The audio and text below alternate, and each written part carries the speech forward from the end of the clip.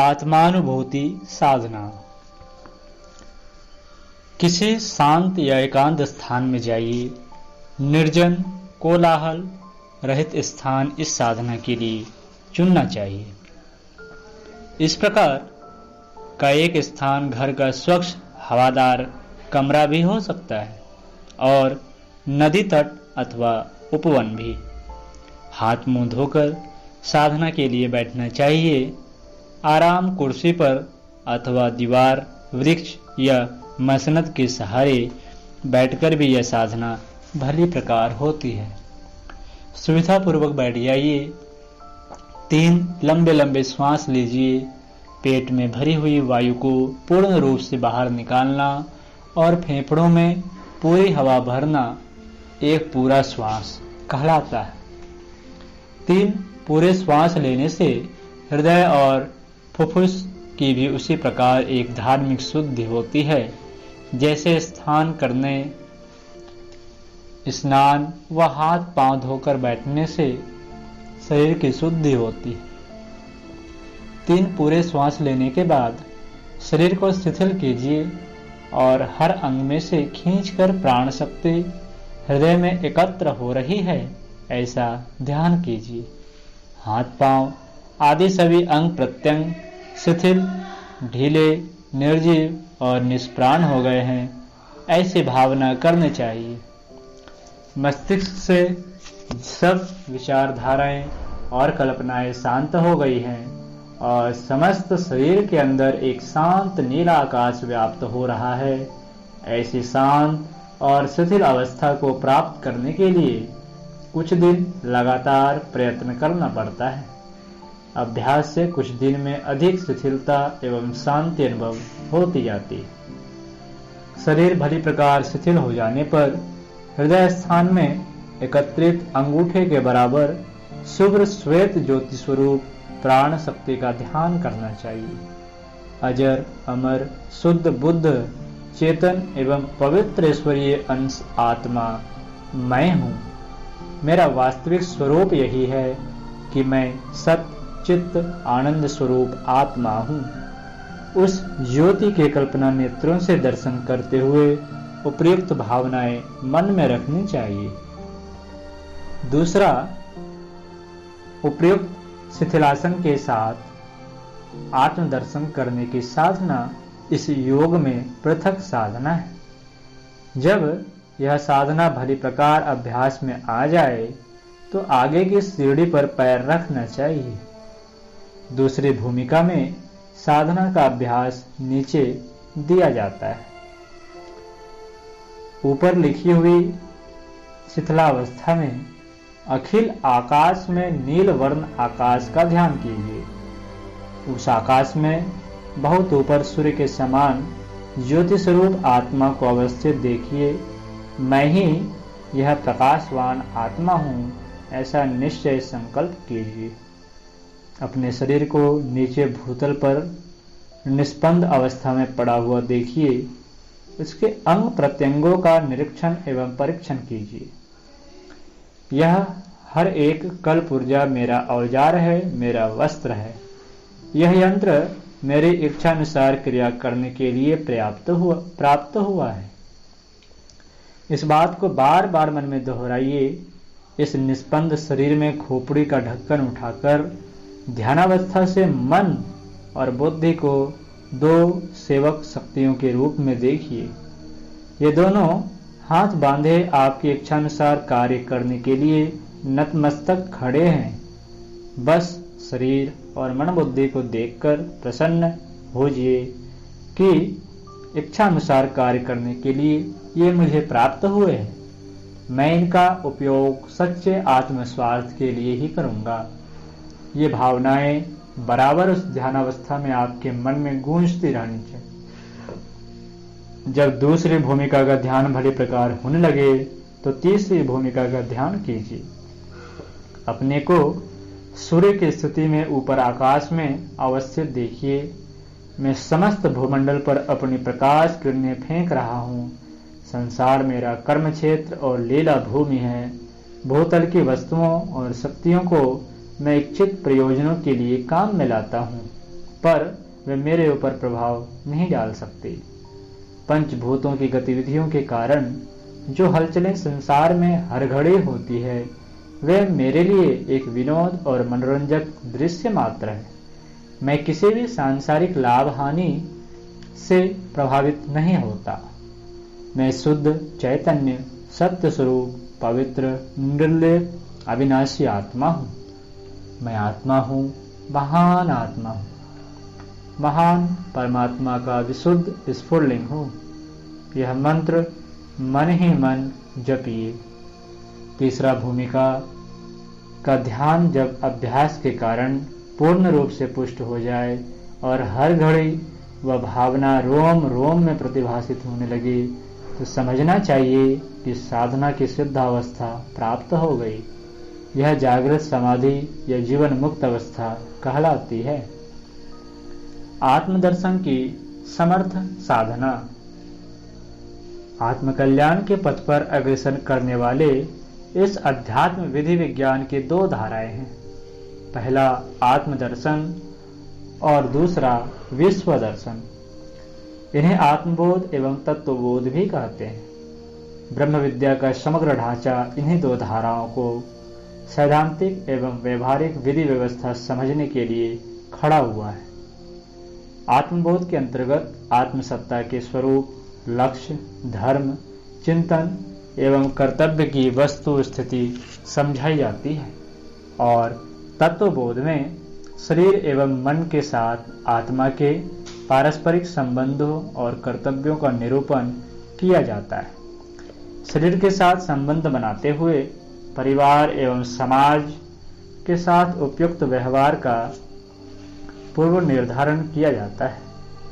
अब तक जो ढर्रे का अवस्थित एवं अस्त व्यस्त जीवन क्रम चल रहा था, उसे दूरदर्शी विवेक के आधार पर सुव्यवस्थित सुसंचालित किया जाता है।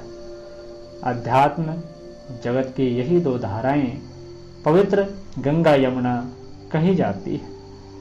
इन्हीं का संगम तीर्थराज प्रयाग है, जिसमें स्नान करने से परम पुरुषार्थ का पुण्य फल प्राप्त होता है।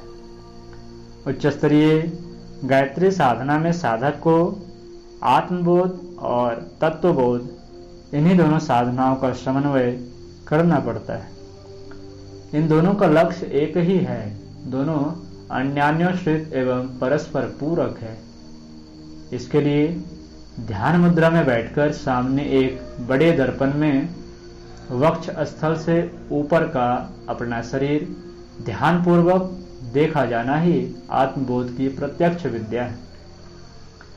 अधिक बड़े साइज का दर्पण उपलब्ध हो तो पूरे शरीर को भी देखा जा सकता है और अपनी छवि लगभग उतनी ही बड़ी दिखनी चाहिए जितनी कि वह माप में होती है। छोटे दर्पण को दूर रखकर यूं पूरा शरीर भी देखा जा सकता है, पर उसमें आकृति बहुत छोटी हो जाएगी। इससे काम नहीं चलेगा, इसलिए सामान्यतः ऐसा ही करना पड़ता है कि 1.5 फीट ऊंचा दर्पण किसी छोटी मेज पर इस तरह रख लिया जाए कि वह सामने लगभग 2.5 फीट की दूरी पर रहे। इस दर्पण में अपने स्वरूप को देखना होता है, साथ ही उसका दार्शनिक विवेचन विश्लेषण गंभीर मनस्थिति में करना होता है। दर्पण में अपना स्वरूप देखते हुए आत्मबोध करने वाला साधक अपनी इस दयनीय स्थिति पर विचार करता है और करुणा व्यक्त करता है कि वह ईश्वर का विनाश के अंश एवं उसका वरिष्ठ राजकुमार होते हुए भी किस तरह भावबंधनों में बंधा हुआ, दुर्भावनाओं और दुष्प्रवृत्तियों का सताया हुआ, रुदन क्रंदन करता हुआ वह संक्षोभों की आग में जलता हुआ जी रहा है, जबकि वह इस धरती पर प्रसन्नता पूर्वक जीवन व्यतीत करते हुए ईश्वरीय प्रयोजन पूरे करने तथा पूर्णता का लक्ष्य प्राप्त करने के लिए आया था। वह सब तो एक प्रकार से सर्वथा विस्मरण ही हो गया। वह उस जंजाल में फंस गया जिसे आटे के लोभ में गला फंसाने वाली मछली अथवा जाल में तड़पने वाली पक्षी के समतुल्य दुर्दशाग्रस्त स्थिति कहा जा सकता है। वह चाहता तो ईश्वरीय निर्देश और आध्यात्म कर्तव्य का पालन करते हुए पूर्णता के लक्ष्य को प्राप्त कर सकता था और अपूर्णता से पूर्णता का वर्ण कर सकता था, पर वैसा न करके पशुता एवं पैशाचिकता की दुष्प्रवृत्तियों में उलझ पड़ा और फिर से 84 लाख योनियों में भ्रमण करने व दीर्घकालीन दुख सहने, कोल्हू में पेले जाने तथा चक्की में पीसे जाने की स्थिति आंखों के सामने आ खड़ी हुई। तदुपरांत दर्पण के सामने बैठकर अपनी छवि शीशे में देखते हुए आत्मविश्लेषण किया जाता है। ईश्वर का विनाशी अंशधर विश्व में सुरम्य परिस्थितियां उत्पन्न करने के लिए नियुक्त किया गया विशेष प्रतिनिधि पूर्णता का लक्ष्य प्राप्त कर सकने के शुभ अवसर से संपन्न सौभाग्यशाली यह है जो दर्पण में बैठा हुआ है। इसके कायकलेवर में ईश्वर की समस्त दिव्य शक्तियां और विभूतियां भरी पड़ी हैं। इसका एक एक कण ऐसे विशेषताओं से संजोया गया है कि चाहे तो सहज ही महामानवों की देवदूतों की पंक्ति में बैठ सकता है। सूक्ष्म रूप में मानव शरीर में समस्त देवताओं की, ऋषियों की दिव्य सत्ता विद्यमान रहती है।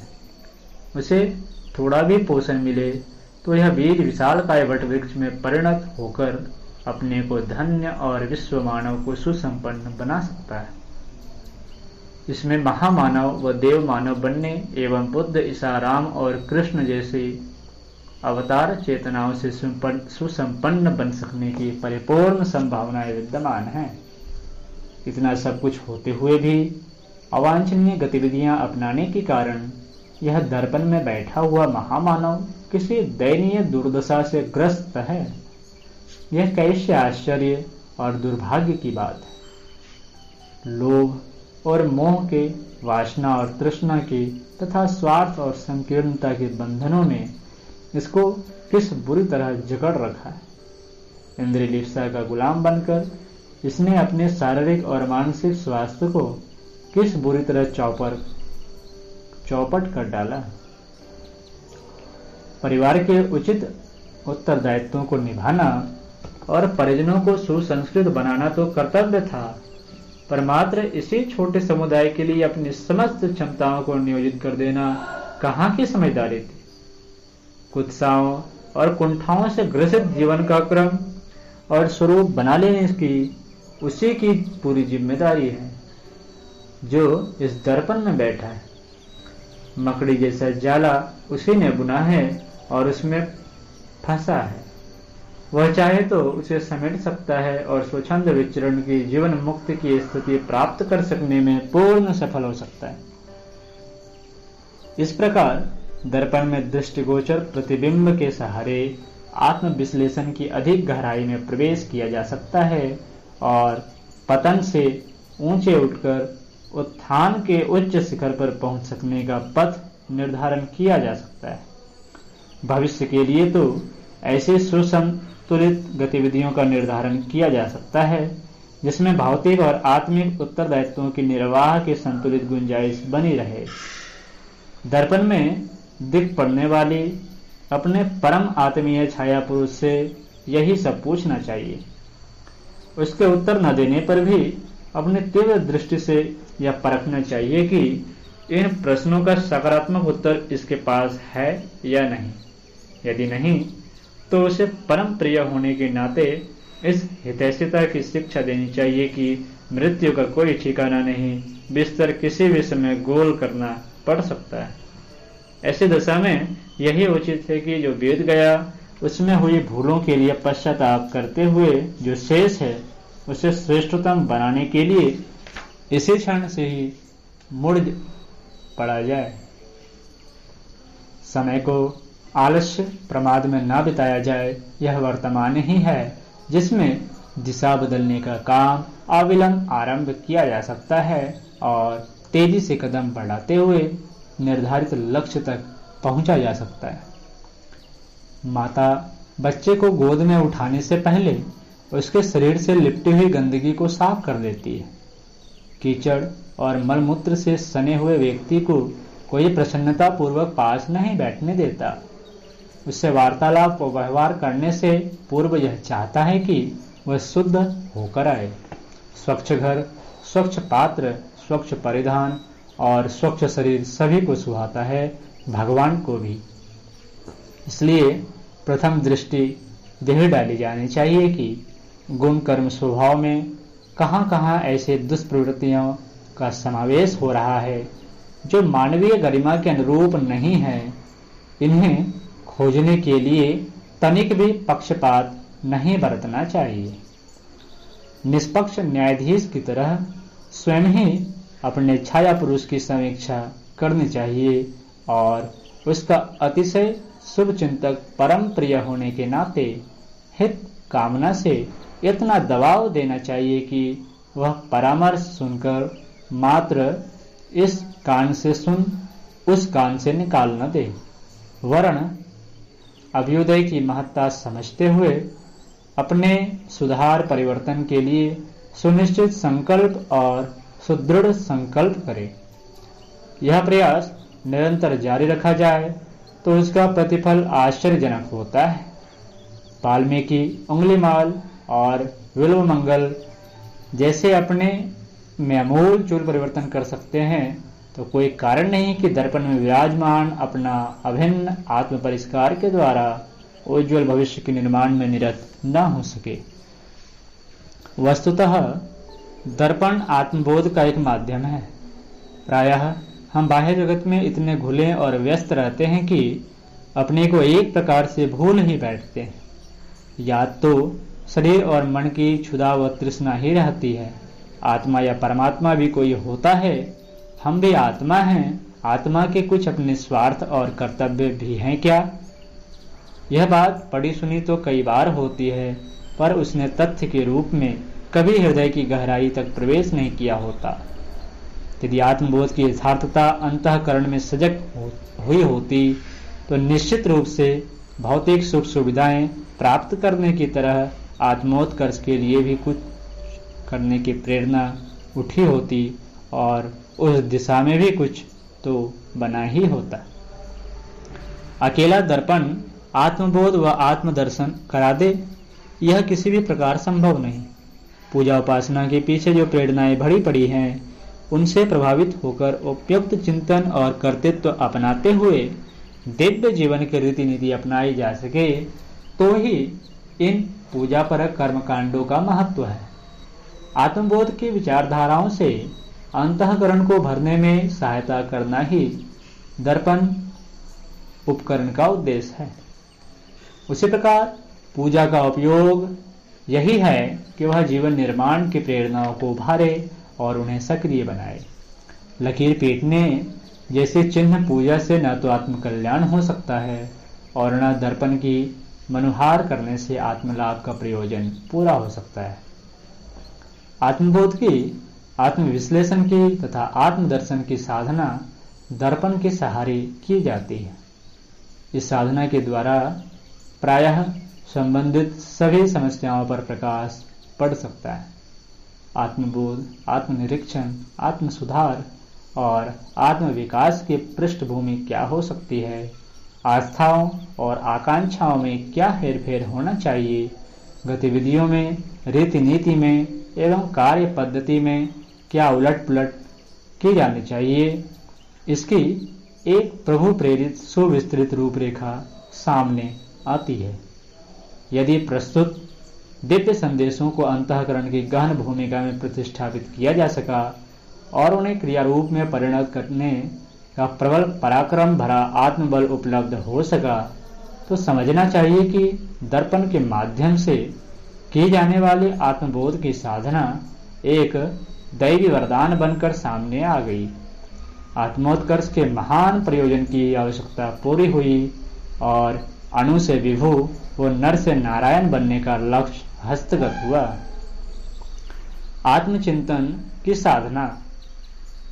रात को सब कार्यों से निवृत्त होकर जब सोने का समय हो तो सीधे चित्त लेट जाइए। पैर सीधे फैला दीजिए, हाथों को मोड़कर पेट पर रख लीजिए, सिर सीधा रहे, पास में दीपक जल रहा हो तो बुझा दीजिए या मंद कर दीजिए। नेत्रों को अधखुला रखिए। अनुभव कीजिए कि आपका आज का एक दिन एक जीवन था। अब जबकि एक दिन समाप्त हो रहा है तो एक जीवन की तीसरी हो रही है। निद्रा एक मृत्यु है। अब इस घड़ी में एक दैनिक जीवन को समाप्त करके मृत्यु की गोद में जा रहा हूं। आज के जीवन की आध्यात्मिक दृष्टि से समालोचना कीजिए। प्रातः काल से लेकर सोते समय तक के कार्यों पर दृष्टिपात कीजिए। मुझ आत्मा के लिए वह कार्य उचित था या अनुचित? यह उचित था तो कितनी सावधानी एवं शक्ति के साथ उसे करना चाहिए था, उसके अनुसार किया या नहीं? वह मूल्य समय का कितना भाग उचित रीति से, कितना अनुचित रीति से तथा कितना निरर्थक रीति से व्यतीत किया? वह दैनिक जीवन सफल रहा या असफल? आत्मिक पूंजी में लाभ हुआ या घाटा? सद्वृत्तियां प्रधान रही या असद्वृत्तियां? इस प्रकार के प्रश्नों के साथ दिन भर के कार्यों का भी निरीक्षण कीजिए। जितना अनुचित हुआ हो उसके लिए आत्मदेव के सम्मुख पश्चाताप कीजिए। जो उचित हुआ हो उसके लिए परमात्मा को धन्यवाद दीजिए और प्रार्थना कीजिए कि आगामी जीवन में, कल के जीवन में उस दिशा में विशेष रूप से अग्रसर करें। इसके पश्चात सुवर्णवर्ण आत्मज्योति का ध्यान करते हुए निद्रा देवी की गोद में सुखपूर्वक चले जाइए। दूसरी साधना, प्रातःकाल जब नींद पूरी तरह खुल जाए तो अंगड़ाई लीजिए। 3 पूरे लंबे गहरे श्वास खींचकर सचेत हो जाइए। भावना कीजिए कि आज नया जन्म ग्रहण कर रहा हूं, नया जन्म धारण कर रहा हूं, नया जीवन ग्रहण कर रहा हूं। इस समय को इस प्रकार खर्च करूंगा कि आत्मिक पूंजी में अभिवृद्धि हो। कल के दिन, पिछले दिन जो भूले हुई थी और आत्मदेव के सामने जो पश्चाताप किया था उसका ध्यान रखता हुआ आज के दिन का अधिक उत्तमता के साथ उपयोग करूंगा। दिन भर के कार्यक्रम की योजना बनाइए। उन कार्यों में जो खतरा सामने आने को है उसे विचारिए और उससे बचने के लिए सावधान हो जाइए। उन कार्यों से जो आत्मलाभ होने वाला है वह अधिक हो, इसके लिए और तैयारी कीजिए। यह जन्म, यह दिन पिछले की अपेक्षा अधिक सफल हो, यह चुनौती अपने आप को दीजिए और उसे साहसपूर्वक स्वीकार कर लीजिए। परमात्मा का ध्यान कीजिए और प्रसन्न मुद्रा में एक चैतन्य, ताजगी, उत्साह, आशा एवं आत्मविश्वास की भावनाओं के साथ उठकर सैया का परित्याग कीजिए। सैया के नीचे पैर रखना मानो आज के नवजीवन में प्रवेश करना है। इस आत्मचिंतन की साधना से दिन दिन शरीर अभ्यास घटने लगता है। शरीर को लक्ष्य करके किए जाने वाले विचार और कार्य शिथिल होने लगते हैं तथा विचारधारा एवं कार्य प्रणाली समुन्नत होती है, जिसके द्वारा आत्मलाभ के लिए अनेक प्रकार के पुण्य प्रयोजन होते हैं।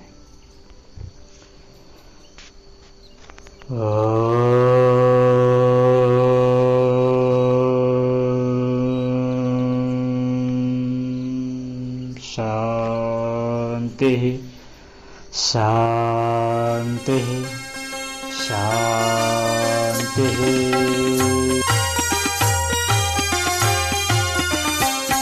चलो गुरुदेव के सपने सजाने की शपथ ले ली। चलो गुरुदेव के सपने सजाने की शपथ